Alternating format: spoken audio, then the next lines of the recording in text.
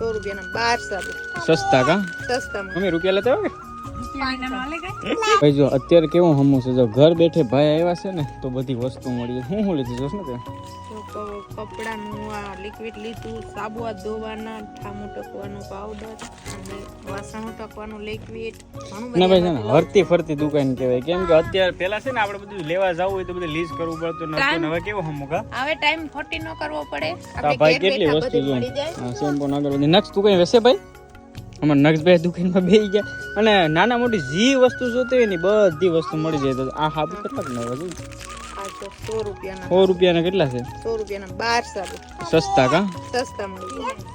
તો ભાઈ છે ને હરતી ફરતી દુકાન કે ને બધી વસ્તુ મળી એમાં જાય. જો આમાં એવું છે કે સાબુ લો એટલે પાવડર લો ને તો ટબ ફ્રી આપે.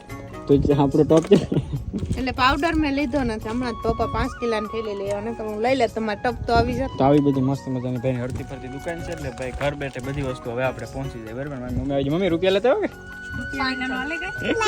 મમ્મી વસ્તુ લીધી મેં ને પૈસા આપે મમ્મી. 500 રૂપિયાની વસ્તુ આવી ગઈ. હાલો ભાઈ તો છે ને હિસાબ કિતાબ કરી નાખીને હવે કઈ ઘટતું નથી ને. ના ના બાકી બસ પાછું હું વેરાવળ જાય તો જોશના મને કહે કે ભાઈ આ લેવું ના લેવું હાલો બધું લેવાઈ ગયું. ઓકે ને ઓકે.